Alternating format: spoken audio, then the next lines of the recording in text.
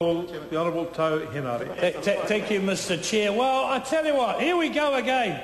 Let's rewrite the rewritten history, sir. Let's rewrite it. The Labour Alliance Coalition. It was a members' bill by Matt Robson.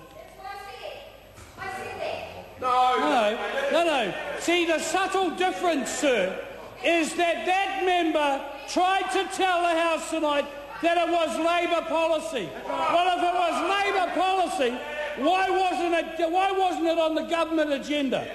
Why wasn't the person in charge of the House, Michael Cullen, in charge of the legislative calendar? Why wasn't it on the first year, the second year, the third year? It had to come up in the House because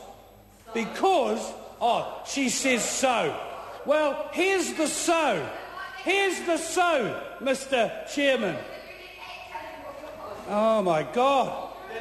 Yes, no wonder employers and employees didn't like her coming onto the blimmin' work site, Mr. Chair. Look, this is about a property right. And what is it? Well, I was an organiser in the heady days, Mr. Chair, with yourself, Mr. Chair. No, were good times, sir. We had a lot of fun. Sir, but this is the rub, sir. Here is the rub. Why is it that the Labour Party don't want the worker to have the ability to trade one of their property rights? Because that's what a week holiday is. It doesn't belong to the Service Workers Union.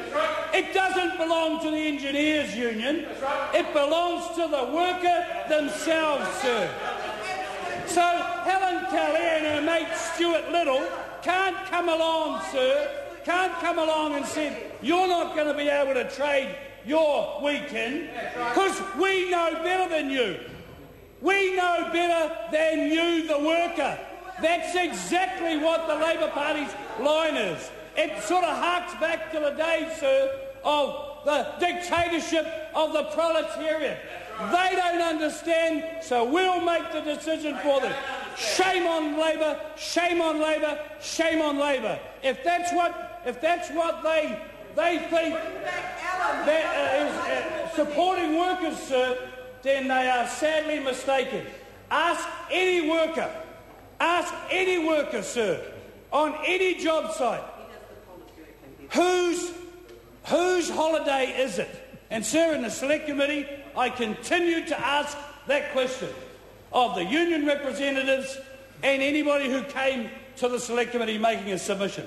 And it was quite clear that the answer, every time I asked it, it belonged to the worker, not to the union organisation, and certainly not to the party in opposition today, sir. So why am I? Well, I'm not taking anything off them, Mr. Chair. In fact, what this party is doing is saying to the worker, if you want to trade one of your property rights, you go for it, lad, because it belongs to you and not to the slimy little Labour Party and union organisers that are stealing money out of your back pockets, like the Service Workers Union and the $300,000 that they gave to the Labour Party, sir. But that's another story. Point Mr. Speaker. Point of order, Darien. For the last week or so, that member has made references to the Service and Food Workers Union stealing money from union members and giving it to the Labour Party. And I want to say that that's completely untrue, and I take complete offence at that. Order. The member may take offence on behalf of the union, but this is a house of robust debate. It's a house of free speech, and the comments do not offend the rules of the standing order. They might not be in good taste, but that's for the member to make that decision about. Point of order, Mr. Speaker. I call the Honourable Trevor Mallard. Mr. Speaker, I think that you would be aware that the person who took offence was the person who was the National Secretary and would be responsible for any such theft. And so an accusation of theft against a member, even if it was made, if the accusation was made for a period before they were a member, is certainly offensive. And to say, if I made similar comments about Mr Brownlee or Mr Woodhouse, they would rightly be offended. The member was the National Secretary of that union, the person responsible for, in the end, to the National Executive, but responsible for the collection of subscriptions and fees and the disbursements, including money that is paid to the Labour Party. I take offence. Well, the member makes a point, but I want to say that at no stage did the member speaking, Mr Henare, attribute theft to a particular individual in this House at all. The member speaking, Mr Mallard, drew all of the connections, put all the dots on the page, and then drew a line to them. And I want to say to the members that it's not an easy task to get the balance between taste, what people think is fair, and things which are offensive. And if this House is going to have robust debate, and people are going to say things robustly themselves, then they've got to expect that other things will be said in return. Members have the opportunity later to get up and state their case and state the contrary. That's the rules of it. Now, if members want to have things that we say are out of order because people are offended, then the amount that people can say will contract, and we will not have a house of free speech. I'm a defender of free speech. I think people should be able to say what they feel. Whether it's crossed the line, I think we've got to be careful on where we draw the line. Now, I just want to say, accept the point that Mr Mallard made, but the Honourable Tau Henare did not accuse an individual member of theft. Had he have done that, I'd have stopped him immediately. Further point of order, Trevor Mallard. Mr Chairman, I realise that I put you in an invidious position, and I, because of your own previous work history. Order. The member will not bring the chair into the debate. The member wants to make a point of order, make the point of order. It's about order, the standing orders and the Speaker's rulings. Mr Chairman, I move that the Speaker be recalled for a ruling on the matter that you have just ruled on. And, Mr Speaker, the reason I'm doing that is that I think it is unfair for you to make a ruling on this matter, which in retrospect I realise is a reflection on you as well. Question is that the Speaker be recalled. Those of that opinion will say aye. Aye. Contrary opinion, no. The ayes have it. Recall the Speaker.